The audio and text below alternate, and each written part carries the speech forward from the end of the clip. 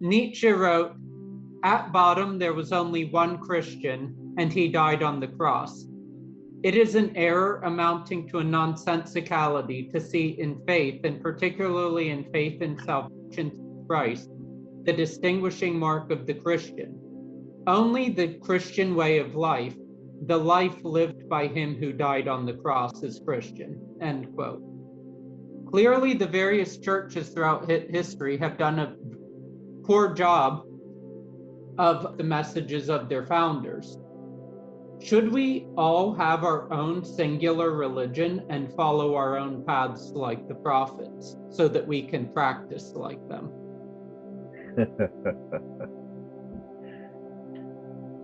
In a sense, we do have our own singular religion, but yes, in a sense, in the sense that, you know, everybody has a unique path to follow through life, but yes, and finally, one is responsible for what one believes and practices. that's right. As opposed to the people that think whatever they believe is inviolable, need not be examined because they've already decided everything. And really, it is the human weaknesses showing up in a group, in organization. As soon as you get much of an organization, the function of the organization becomes about the organization rather than the original thing you organized for. Mm-hmm. And that seems a kind of inevitable thing, and it's always a pull downward. Mm-hmm. Yes. And that's what's happened in churches, even without malevolence. Did that always happen in churches? To a certain extent, but I think there was a lot less of it when religions had more to do with the mysteries rather than the thou shalt not and thou shalt. But there are a lot of people for whom the mysteries are just inaccessible. And yeah, exactly. They're too mysterious. What they want or need out of life or are looking for is the thou shalt nots or thou shalt. Yeah. Well, if they can't approach the mysteries, they have no business thinking that they really know the religion. And in which case they could say, well, I can't quite understand these things, but I know people, you know, who are senior or people who are really devout seem to understand, and I'll kind of rely on their advice. But, you know, to assume that what you know is all you need to know, and all there is to know, that dooms everything. Well, you know, after reading this, you know, Tolstoy, when he was 50, had a religious crisis. And from that point, for the rest of his life, almost another 50 years, he was deeply entwined with a study of the faith and practice of mysticism and everything. But when he saw this statement from Nietzsche, what did he do? He said, you know what? I disagree with Nietzsche, but I also think that he has the point, because, you know, the Christians of his day in Russia were sort of acting similar to Christians of in America today. And so he said, you know what I'm going to do? I'm going to go back to the Greek texts of the Synoptic Gospels, and I'm going to get rid of all the historic dross and everything, and like translate this with a fresh mind. And it's something that great solace to Wittgenstein in the fields of World War I. And I recently reread his version, and he called it The Gospel in Brief. And the thing is, he focused it not around, you know, the mysteries or anything that's complicated or abstruse, but, you know, the practices of Jesus. And, you know, when it comes down to this, you know, basically it's showing that much of what passes for Christianity today really doesn't. And I think that a lot of people, if they just read this simple book by Tolstoy, someone that actually wanted to practice what he believed in, it would solve a lot of problems. But instead, functionally illiterate people randomly pick out some verse they don't understand from the King James Bible and then use that to proclaim hatred rather than love. And it's very... Yeah, that's right. It's cherry picking at the banquet table. Right. You know, picking and choosing what strikes your fancy. It's not just Christians, though. I remember there was an article by Nuhamim Keller where he said that, you know, after he converted to Islam and was studying Sufism, he met a group of fundamentalists. And he said, you know, the sad thing is you can't really despise them because they have good intentions, but their good intentions are so misplaced that you have to really pity them, because these people were trying to find verses in the Quran that justified holding up and robbing liquor stores because they felt like they were doing it because alcohol is haram. Yeah. Well, I know that's what happens with moralism. But yeah, nobody's immune to it. It's not just Christianity. So, what's to be done? Swami Vivekananda said that every person should have their own religion. That's not to say that every person should be a prophet and write a holy book. It's simply to say that every person should, within their intellectual and moral capacity, investigate as much as they're able to, investigate both with their mind and their heart, and finally, take responsibility for their own choices in life, you know? Yeah, and that's the key, is the taking responsibility. Because that's what makes your particular path your own, is that you take responsibility for it, and responsibility for what you believe, and responsibility for how you act, and all of those things. And you make it yours. Well, the words by taking responsibility are incompatible, because the whole point of any fundamentalism is, this is what's written here. I'm going to follow this blindly, and therefore the responsibility is not in my court. I just have to be like some automaton that follows something blindly. I don't have free will or free agency or the ability to take responsibility for freely made choices. And of course, they think they have those things, but they have abandoned them in order to have a comforting answer of some kind. So there's a danger in consolation that one can get in religion that leads to complacency and smugness and things like that. But you know, the thing is, you can always tell if there's a lack of humility, there's something wrong. Right. You know, you can't have sincerity without humility. You know, that's why the virtues are good touchstones. Yes, you're right, but I just want to widen this a little and say I've found those same attitudes from fundamentalists who are not religious. I find those attitudes from fundamentalists who are rationalists and scientists. Scientistic. Yeah, it's the same thing. It's the same human shortcoming. And that's completely true, Sheikh Al-Bashir. Actually, you know, it's been quite a while now that I say the only people without a religion are actually agnostics that are truly interested in questioning things, because atheism itself is a religion. And some of them are just as, if not more, fundamentalist than some of the fundamentalist Christians or Muslims. Oh, absolutely. For sure. The very people I was speaking of. Yeah. Well, thinking that this truth belongs to you rather than you give yourself to the truth. You adorn yourself with your beliefs and your what you consider to be the truth, and it's supposed to justify you in your various misbehaviors.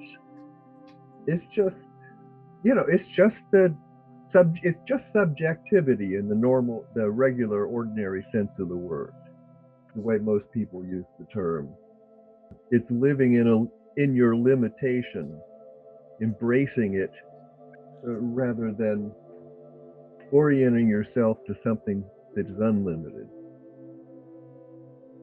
So, moving on. Yes. I just said that sounds right to me. So, yeah. Moving on, since a lot of this comes down to, fundamentalism and not fundamentalism, if we're going to follow a religion, how much of our practice and example should be based off of the life of the prophet, considering that a prophet is a human being and was living in a specific time and place? Yeah. Good question.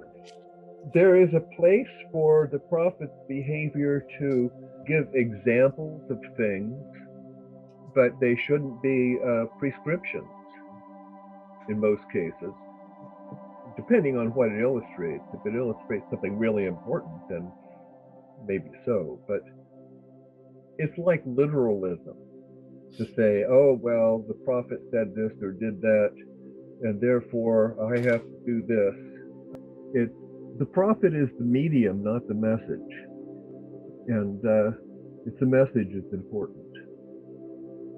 I think the Christians have a different view of that. Well, they might, but I don't know. I mean, you can certainly say that Jesus Christ was the message. And in some sense, I can justify that. But yeah, I don't know. I guess I'll never understand it really. Well, it's also hard to think about where the border is between one's own religion and belonging to a religion. Because as you say, we finally do have our own religion, in the sense that there are things that we agree to, that we support, that we take responsibility for. And at some point, there are challenges that may be opportunities to examine that or draw lines or leave. Yes. Well, you should always live near that border so that you're aware of what's on either side of it. If you never approach the border, you're not really taking responsibility to know your religion as well as you could. Well, that's a good point. But when you have that challenge, when you say, I belong to this religion or faith, but something has gone wrong. I'm strongly a member of the faith, and I belong to the church, but it's been taken over by white supremacists, and now I have to make some decisions. Right. What do I look to give me the strength and faith to step out of the faith? You don't ignore inconsistencies, for one thing. You can't have somebody promulgating hatred who follows a religion of love. And if you can't deal with that contradiction, then you have to subsume one into the other. And that's not good. Yes, that's right.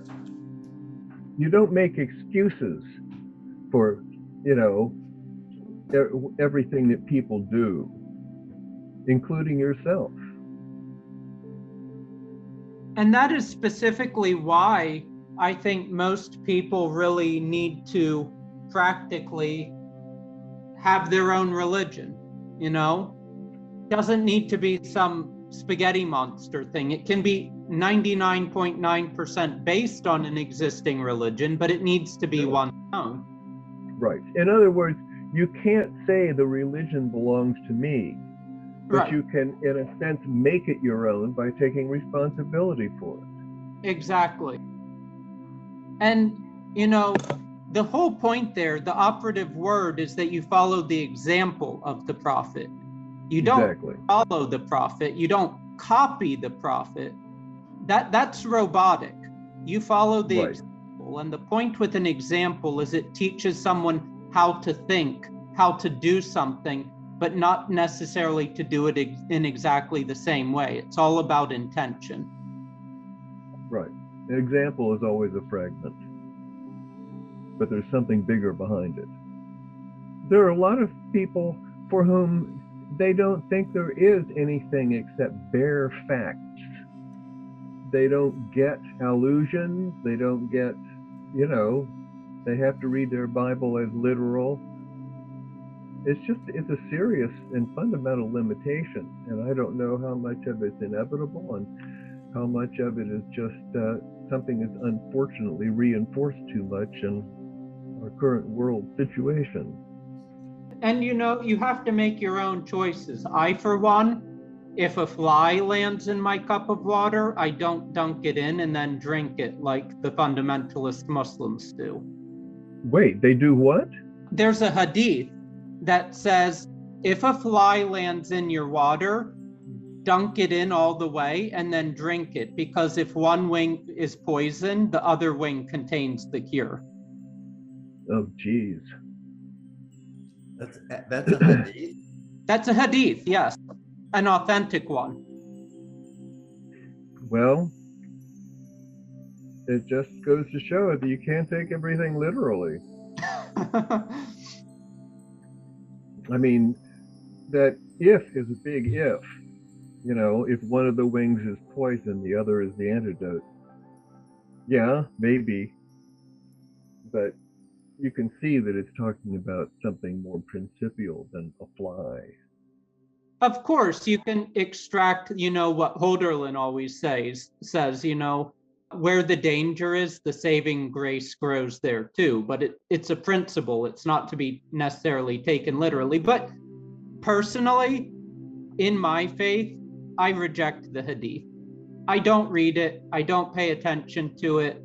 I feel like it was useful for a specific time and place, perhaps, but there's also a hadith where Muhammad said, burn my hadith, because he specifically worried that people would, follow him in too much of a rote manner. Yeah. Which is exactly what people are doing. Right. I have enjoyed reading hadith at times because for me, it's a challenge to discern what lies beneath it, because all of these things arise in a certain time and place and situation, and if there's truth in it, then it ought to be a little bit free of the time and place. Otherwise, it's just a bare fact. Right. I mean, the spirit giveth love, but the letter taketh away.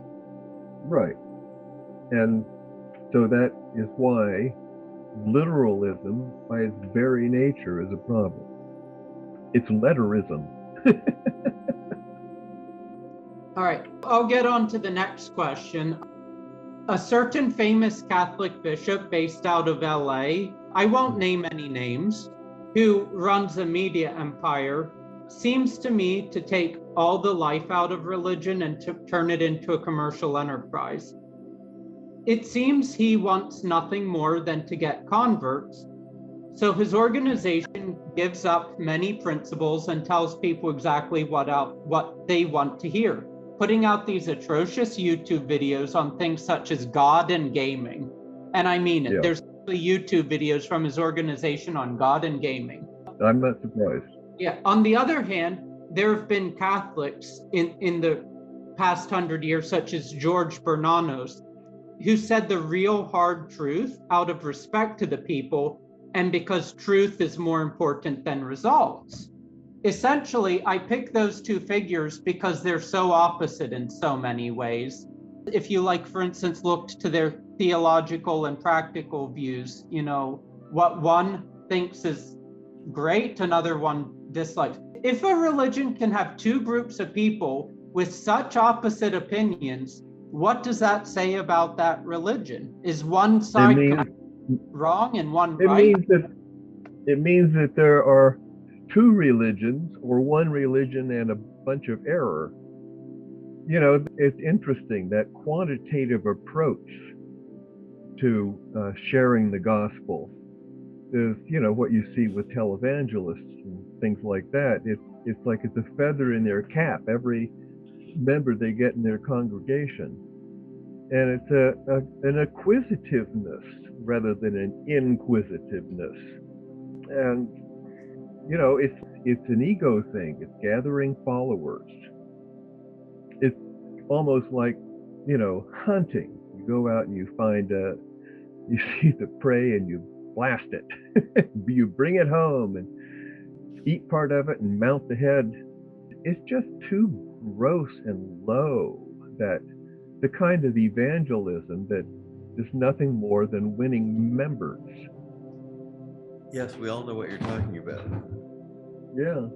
I mean, in my view, it's better to tell the truth to the people and get one convert than tell a falsehood and get a million.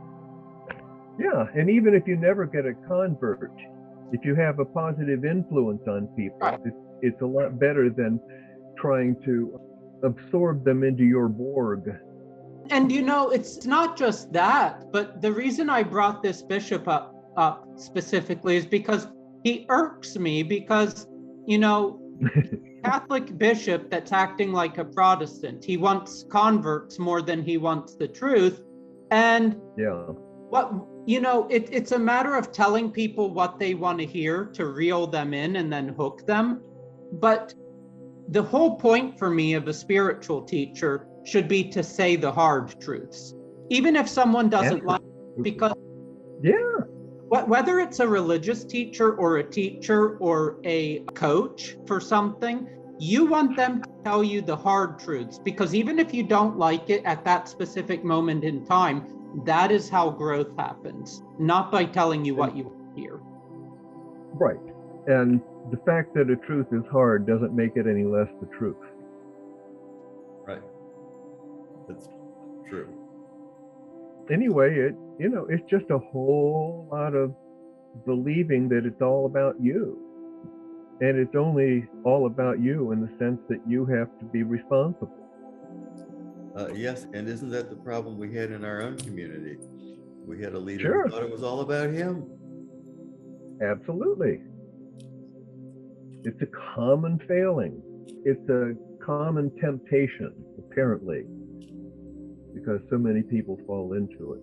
I do find that so strange, though, how nothing in the world will preach against taming the ego more than religion.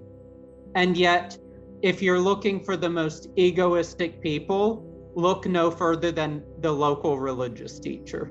Yes. Oh, yeah. The thing is, you become arrogant if you believe you have the truth, that somebody needs to hear what you have to say in order to encounter the truth. I mean, it's clear that religion downplays the ego and points out the dangers of it and how to transcend it and things like that. But people still have egos, and if they can't see their egos, they think their ego is them, then they're off on the wrong track. Yes, quite commonly. And Like we've already answered question 3B, basically, but regarding 3A, can religion be compatible with commercialism? It seems that Christianity in America is not a religion influenced by capitalism, but capitalism masquerading as a religion. It almost seems to me Christianity doesn't exist in America except as a simulacrum. What do you think? Yeah, I know what you mean. But people want to appropriate, all kinds of things to justify themselves. And, in our country, we've got this fixation on capitalism, even more so than we do on loving our nation or whatever. And it seems like the only really hard, inviolable principle is capitalism, not religion. But people who believe in capitalism often have to incorporate it into their religious worldview because they're attached to it. It's just, so different compared to European Christianity. Yeah, I'm sure. French Catholicism, English Anglicanism, very, very, very different. Despite both countries being capitalist, being, democracies, the religions themselves are different. They somehow seem less tainted. They seem, if anything at all, especially, English Christianity, at least for a long time, was Christianity tainted by imperialism. But it wasn't doctrine of imperialism under the guise of Christianity. I just don't feel like Christianity really exists in this country. It might for some people, but as an overarching ideology, I just don't feel it exists. Well, I don't know. I guess I wouldn't say it doesn't exist, but I would certainly say that what most people think is Christianity isn't. They may arrive at what they believe is Christianity through basically a good impulse, but as soon as they think they understand God, they're in trouble. And parts of my family come from, what I tend to call the Protestant Catholic tradition, in that they label themselves Catholics, but they're sort of American Protestants, Yeah. And essentially, you have someone like Pope Francis, who's coming along and presenting pretty much what I would say a lot of it is the message of Christ. Let's be less moralistic, let's not hate anybody, and let's take care of the poor. Simple, basic things. And instead, you actually have some of these people here that might even be poor, and they're like, I done dare might be rich someday. I done dare need me to have capitalism, And it's ridiculous. And instead of having love for their neighbor, they actually instead try to say, they show their religiosity through hate of people getting abortions, hate of people who are getting divorced, hate of people who are doing this or that. And it's just so ridiculous because, going back to Tolstoy again, he said, any religion that's based on hate is a cult. Oh, it's worse than that. Yeah. Yes, that's true. And you can see the connection to like the gospel of prosperity, where you end up believing that wealth is a sign of God's favor.